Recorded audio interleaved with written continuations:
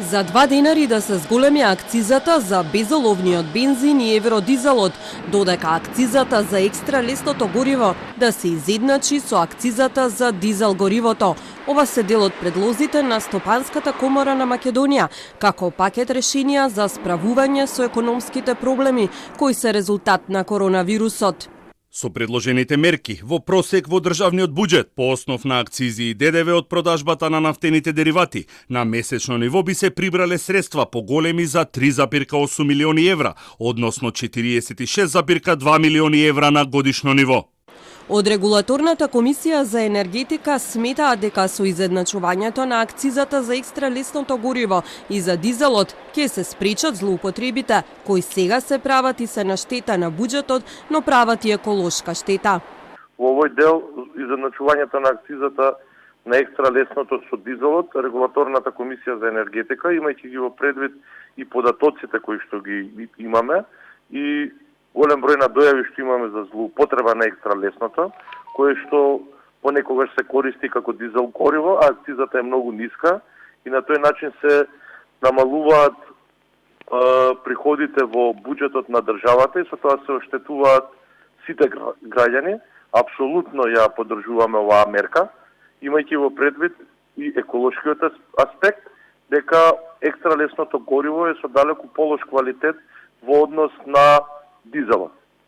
Што се однесува на зголемувањето на акцизите на бензините и на дизелот, Регулаторната комисија за енергетика нема надлежност во тој дел и тоа е надлежност на Министерството за финансии, но очигледно е дека во изминатиот период имаме драстичен пад на приходите во буџетот кои што се однесуваат од акцизите и на бензините и на дизелот, пред се поради тоа што енормно е намалена потрошувачката на овие два деривати. Од МАК Петрол велат дека во повеќе наврати укажуваа и кај актуелната и кај претходните влади за злоупотребите со екстра лесното гориво. Посочуваат дека истите се прават бидејќи акцизата за овој енерген се за 9 денари пониска од акцизата за дизелот и затоа има масовна злоупотреба, односно екстра лесното се користи како погонско гориво што не е дозволено со закон. Дополнително, од МАК Петрол посочуваат дека се согласни со предлогот за зголемување на акцизата за нафтените деривати. Имајќи предвид дека цените на дериватите во последниот период се намалени за повеќе од 20 денари, како и тоа дека Македонија во регионот, но и во рамки на Европската Унија има најниска акциза, а при тоа земјата е во состојба каде продажбата на нафтени деривати е драстично намалена во споредба со лани. Јасно е дека тоа значително ќе ги намали и приходите во буџетот. Затоа сметаме дека ваквиот предлог од комората е оправдан.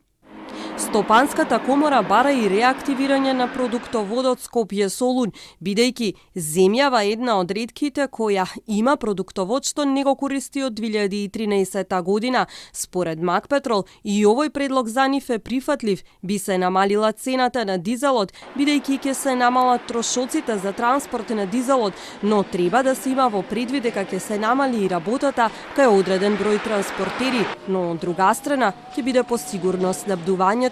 Од Лукоил дополнително ќе се произнесат за ваквиот предлог на коморите, исто како и од ОКТА.